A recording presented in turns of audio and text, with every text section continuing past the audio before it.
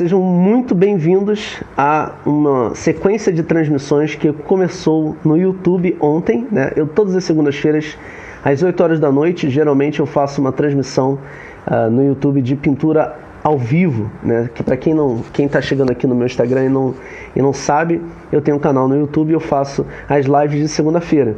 E por consequência disso tudo da quarentena, eu resolvi fazer uma sequência de 20 lives.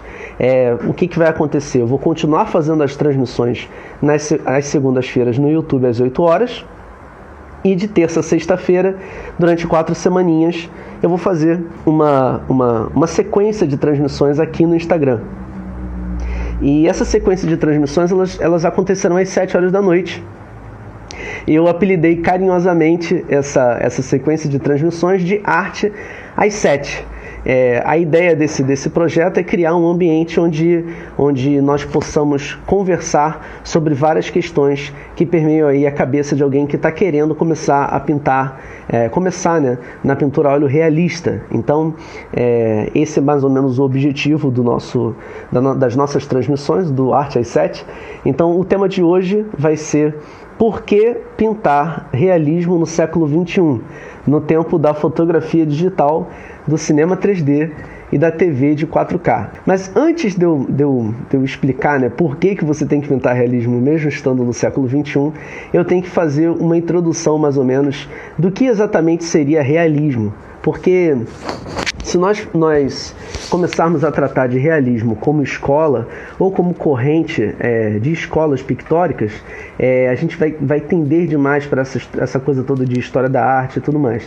E eu não gostaria de levar a análise do nosso diálogo por esse caminho, pelo caminho mais filosófico da coisa. Porque a gente está falando de linguagens visuais, né, da pintura. A pintura é uma linguagem visual. Você precisa tratar, em especial, da estética, né? Isso é uma opinião particular minha, né? Eu acho que tem muita gente tratando de filosofia na pintura. Nada contra a filosofia, eu sou apaixonado por filosofia.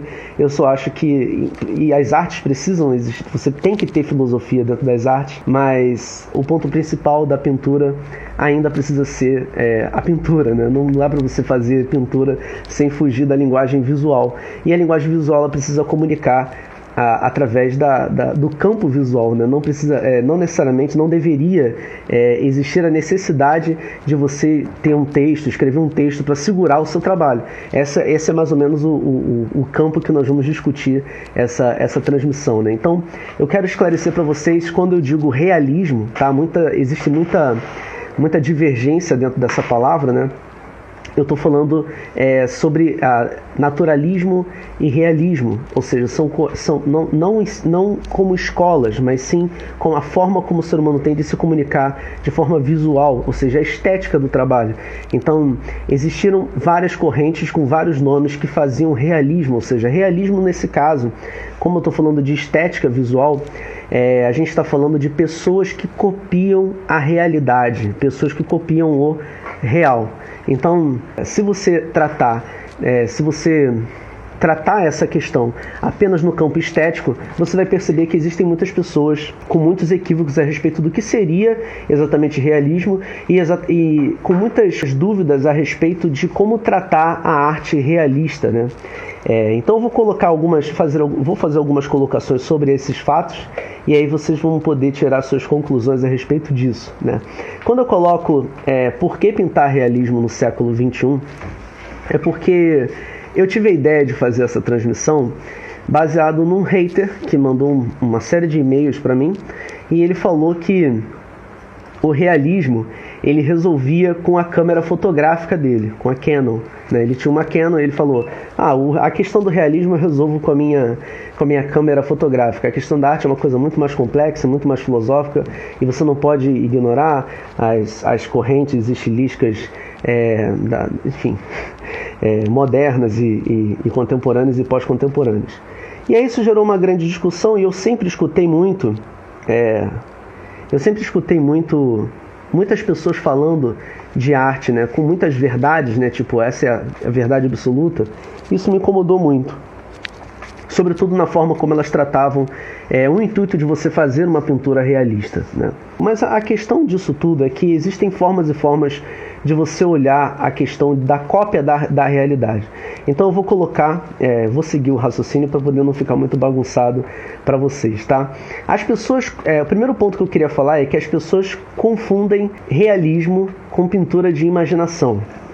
E as pessoas confundem pintura de imaginação com pinturas com mais criatividade ou menos criatividade, e também confundem essa questão toda da pintura de imaginação com a questão da utilidade, né? Tentam imprimir uma certa utilidade na pintura. Parece que eu estou falando um monte de coisa que não tem nada a ver uma com a outra, mas vocês vão captar a profundidade desse assunto.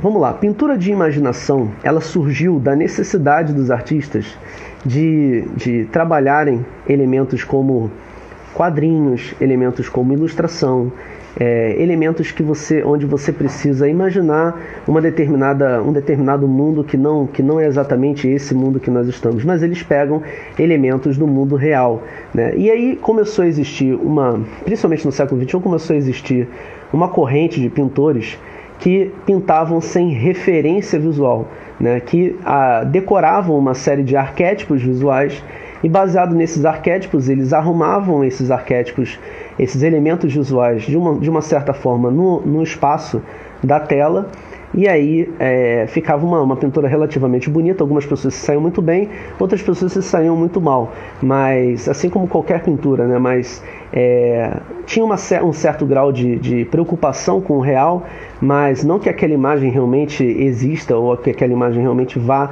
existir no mundo real. Então, quando eu falo realismo, obrigatoriamente você precisa imaginar num tipo de pintura que se utiliza de uma referência do mundo real. Ou seja, se você vai pintar uma paisagem, é como os pintores os antigos paisagistas simplesmente botavam o cavalete deles no campo e copiavam a paisagem. Ou, por exemplo, os antigos pintores de pintura de gênero, eles montavam uma cena e faziam com as pessoas e tudo mais aquela pintura de gênero. Ou pintores retratistas que pintavam do natural os seus retratados. E aí, com o surgimento da fotografia, a coisa começou a ficar um pouco mais fácil. A gente consegue hoje simplesmente fotografar quem a gente precisa retratar e, a partir da fotografia, a partir da pesquisa da realidade, colocar aqueles elementos na pintura, né? Existem algumas divergências entre alguns pintores que pintam realismo e outros pintores que pintam hiperrealismo, né? E também existe uma embolação muito grande em cima desse tema do hiperrealismo, e eu queria esclarecer um pouquinho, tá? Algumas pessoas que pintam realismo dizem que os intuitos da pintura realista e da hiperrealista, no caso a pintura, em especial a pintura hiperrealista, é exclusivamente copiar uma fotografia. Veja, isso é o primeiro grande equívoco da história, né? Os pintores hiperrealistas, eles começaram esse movimento na década de 70. E eles tinham o grande intuito de fazer, literalmente, pinturas se parecerem fotos, né? E aí começaram a filosofar sobre o porquê deles quererem fazer pinturas se parecerem fotos. Porque existia uma gama de pessoas dizendo que a pintura tinha morrido e que não tinha mais intuito de você fazer uma pintura realista, já que existia a fotografia. Por que as pessoas diziam isso? Porque eles imprimiam na pintura realista uma utilidade. Isso também é um assunto muito delicado. Qual é a grande questão disso? A pintura, eles colocavam como se a única utilidade de uma pintura realista era retratar o real, ou seja, ou tentar retratar o real, né? Como a única utilidade da pintura realista, por exemplo, se você vai fazer um retrato de uma família, era que as famílias, como não tinha fotografia, não existia fotografia na época, as famílias mais abastadas contratavam um pintor para poder eternizar a imagem daquela pessoa numa homenagem, numa tela, numa pintura, como se a única utilidade da pintura fosse retratar, ou seja, ter o máximo de fidelidade com a realidade. Só que desde os primórdios da pintura realista, vocês vão perceber isso através de várias pesquisas dentro das diferentes correntes, né, artísticas. O intuito da pintura não era exatamente retratar a realidade. O intuito da pintura era contemplar a realidade. Existe uma grande diferença entre retratar a realidade e contemplar a realidade. Quando você coloca que o único intuito de fazer uma pintura realista é retratar a realidade, é claro, quando aparece uma máquina, uma espécie de dispositivo que pode fazer isso com mais fidelidade, ou uma fidelidade visual, é claro que claro que é fácil você ter o equívoco de que o antigo não servia mais. Então, as pessoas que dizem isso, elas associam a pintura realista a retratar, única e exclusivamente retratar a realidade, quando na realidade a pintura realista tinha o intuito de contemplar a realidade. E com o passar dos anos, o ser humano foi perdendo tanto essa capacidade de contemplar a realidade, que as pessoas começaram a se perguntar por que e para que serviria uma pintura, né? Como se uma pintura fosse uma coisa, né? Coisificando a pintura, como por exemplo nós temos uma televisão de 4K, nós temos daqui a pouco uma câmera que fotografa uma paisagem, ou fotografa alguma coisa com muitos megapixels e grande resolução. Então nós temos as nossas coisas, nós temos a nossa câmera, nós temos a nossa televisão, nós temos o bilhete para uma sala de cinema 3D e nós temos as pinturas. Só que a pintura em si, ela não tem um objetivo e nunca teve de única e exclusivamente retratar a realidade. O objetivo da pintura realista era contemplar a realidade. Por isso que, por exemplo, a arte sacra ela ficou tão famosa, né, porque as pessoas elas tinham uma experiência sinestésica entrando num templo, numa igreja e olhando todos aqueles retábulos, aquelas pinturas. Essa experiência sinestésica era uma experiência de contemplação. Então, o objetivo real da pintura realista é contemplar uma outra realidade que tem uma certa semelhança com a realidade que nós estamos.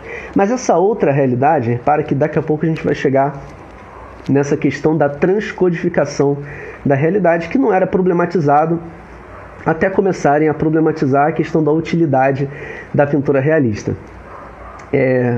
Voltando à história da questão da contemplação. O ser humano, com o passar do tempo, foi perdendo a sensibilidade de contemplar o mundo, de contemplar as coisas boas da vida, de fazer uso das coisas boas da vida, de simplesmente contemplar por contemplar.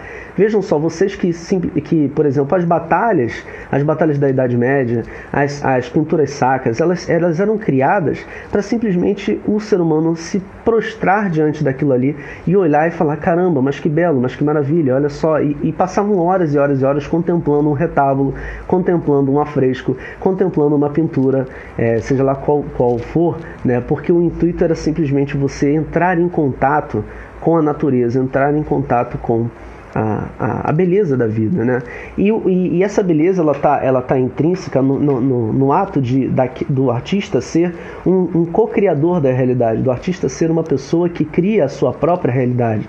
Ele tem uma partícula divina, ele tem, seja lá a sua crença, você pode ser inclusive ateu, mas mesmo que você seja ateu, ele tem uma partícula do universo. No momento que ele cria uma pintura, que ele copia a realidade, ele está fazendo uma nova realidade. Aquela imagem ela entrou pelos olhos dele, foi processada pelo cérebro dele e ele transformou em material, ele transcodificou para uma outra linguagem, né?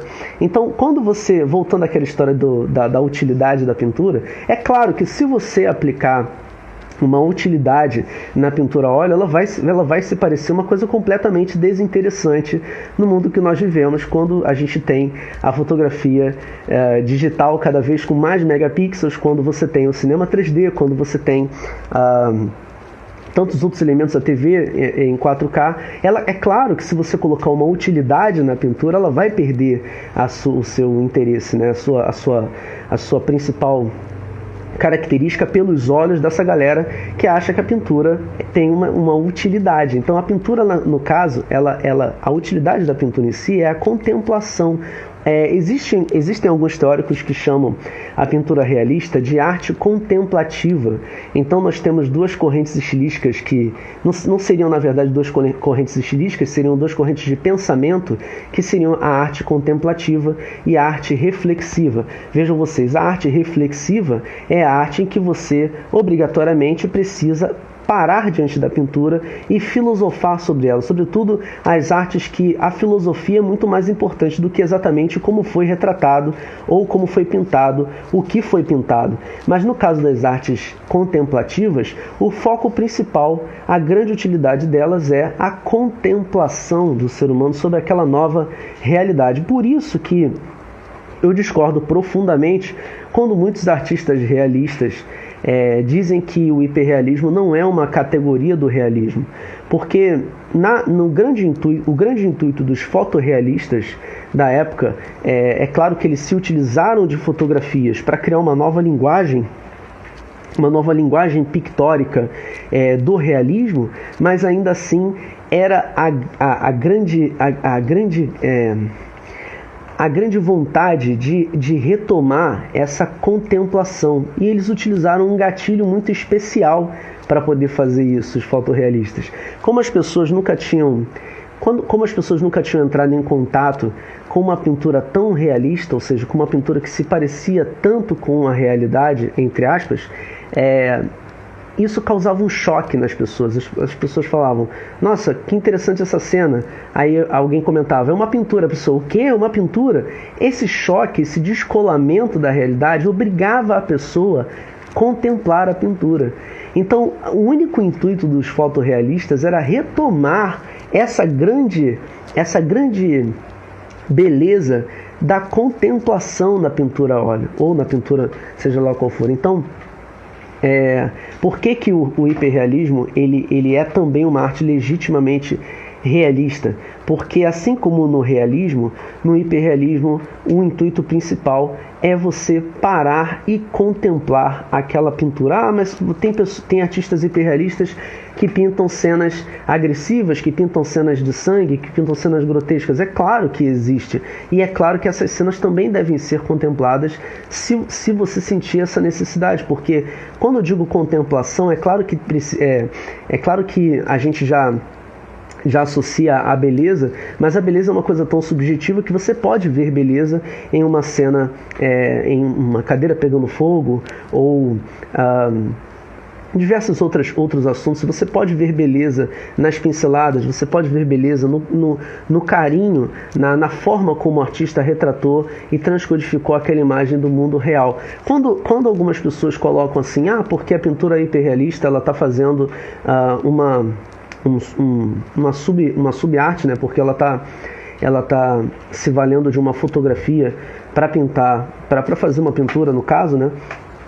Isso também é um grande equívoco pelo fato das pessoas não terem tanto contato com o hiperrealismo ao vivo, porque uma pessoa que pinta realismo, ela conhece, uma pessoa que pinta hiperrealismo, ela conhece todos os elementos visuais da linguagem da pintura que existem no realismo e vice-versa. Ao passo que se uma pessoa que se dedicasse, né, a fazer uma pintura realista, quisesse fazer uma pintura hiperrealista, ela poderia, porque todos os elementos da pintura a óleo estão presentes no hiperrealismo, estão presentes no realismo. E aí, onde entra um ponto muito chave na nossa transmissão, na nossa aula aqui, que eu queria colocar, que é essa questão da competição, da mente competitiva, né? Como a gente está em contato com diversas pessoas, com diversas linguagens, com diversas culturas, né? E nós vivemos num mundo muito competitivo, num mundo onde as pessoas elas são muito materialistas, num mundo onde as pessoas elas cada vez mais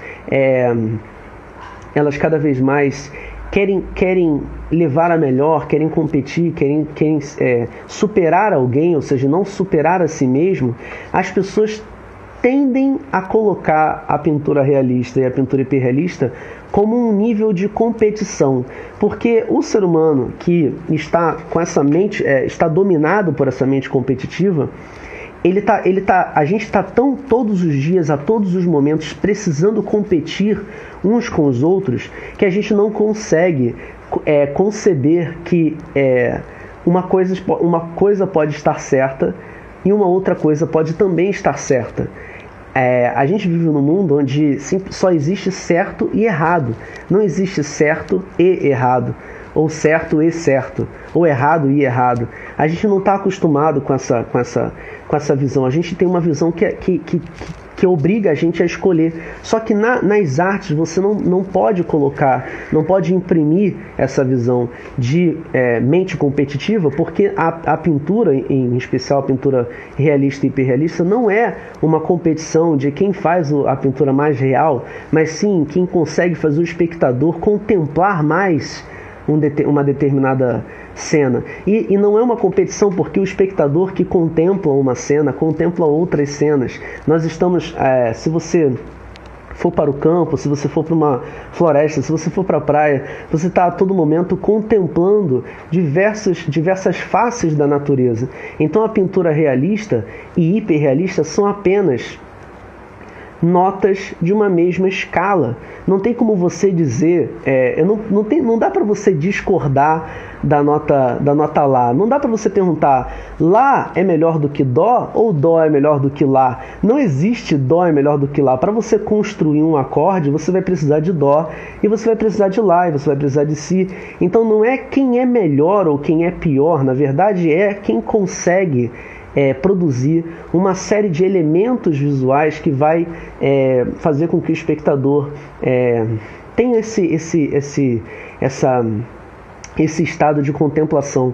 Então, na verdade, a pintura realista e hiperrealista são só pontos de vista diferentes sobre a realidade. No caso, nós não estamos exatamente... Quando eu falo assim, nós estamos copiando a realidade, as pessoas colocam copiar como um ponto negativo, da vida, né?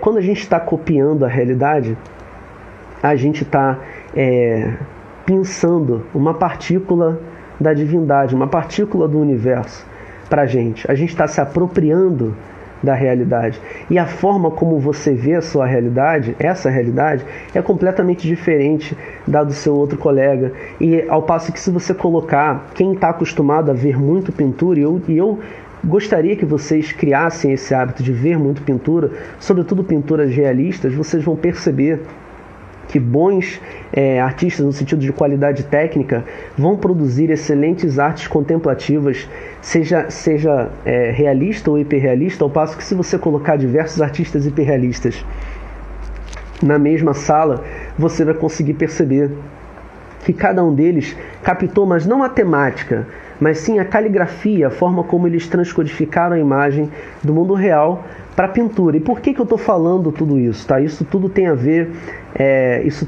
com essa história toda de por que é tão ignorante comparar a pintura com a fotografia, ou desmerecer o hiperrealismo porque ele se utiliza da fotografia para poder captar essas pequenas nuances, né? É ignorante porque você está coisificando a pintura, você está transformando a pintura numa mente competitiva, você está tentando colocar uma utilidade na pintura, quando na realidade o grande intuito, o grande propósito da pintura é a contemplação, e não tornar útil, não é uma utilidade. Eu não estou fazendo aqui um retrato é como se, por exemplo, você fosse um prestador de serviço e uma empresa que está fazendo construções contratassem você para fazer uma filmagem aérea, um time-lapse, por exemplo, de uma construção, para mostrar como isso tem uma utilidade. O time-lapse tem uma utilidade, a fotografia, a filmagem daquela obra tem uma utilidade. A pintura, o objetivo da pintura, a pintura não tem utilidade, tem um objetivo. O objetivo da pintura é a contemplação.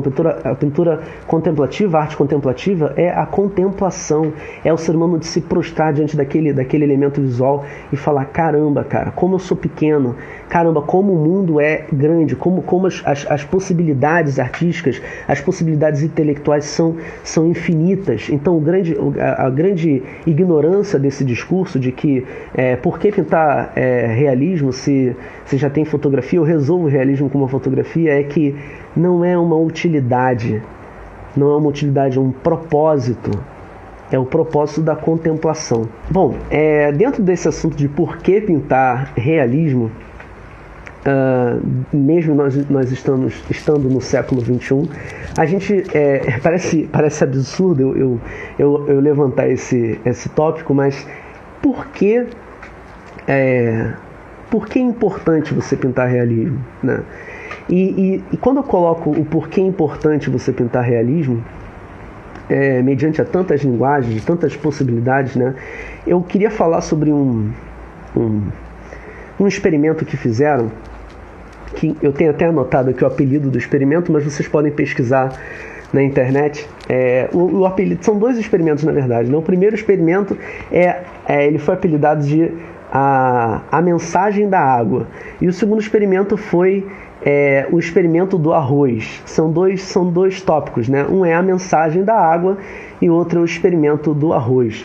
Mas os 2 experimentos eles têm a ver com a mesma questão que a gente está tratando nesse diálogo a respeito do porquê pintar realismo no século XXI.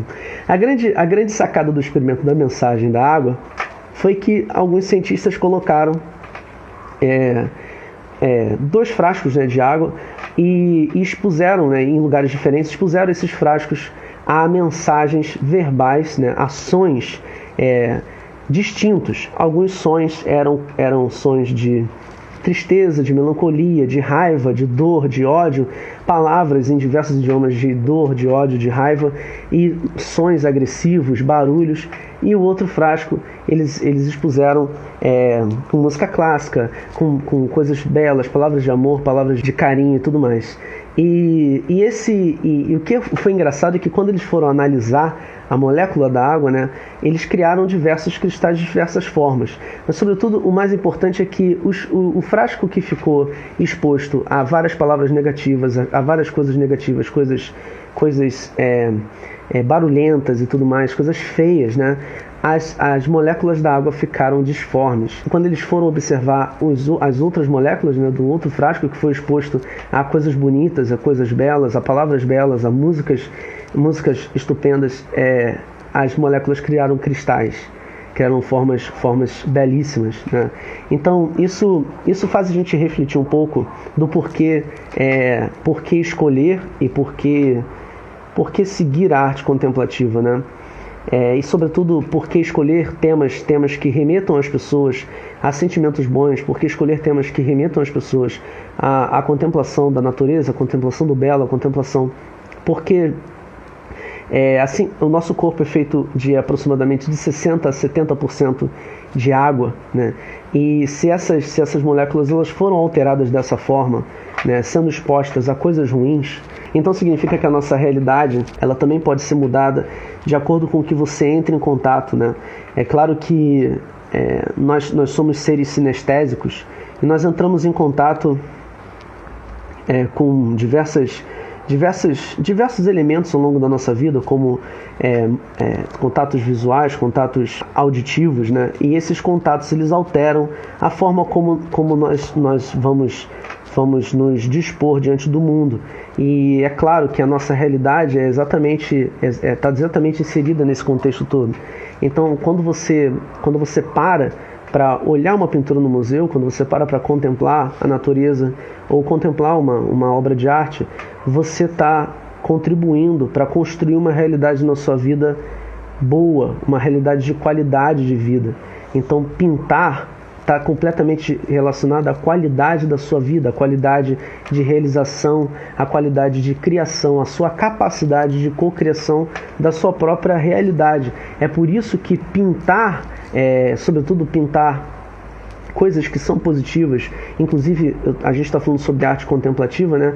Ela com certeza influencia diretamente na forma como você vai se colocar diante do mundo e a forma como o universo vai se colocar diante das coisas, das suas realizações na sua vida.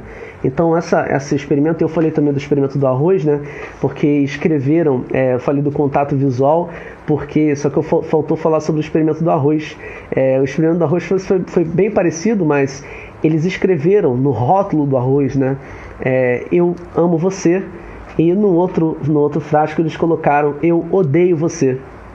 E a prova dessa coisa toda de simbolismo e o símbolo que as palavras, o campo semântico das palavras, se vocês pesquisem sobre campo semântico, pesquisem sobre significado, significante e tudo mais, vocês vão ver que essa coisa toda que as pessoas alucinam sobre simbolismo, o que cada símbolo significa, e ele carrega um campo semântico em volta daquele símbolo, o arroz apodreceu, o arroz que estava escrito eu odeio você, ele apodreceu. Aí eu pergunto para você, o arroz sabia o que estava escrito, o que significava odeio, né?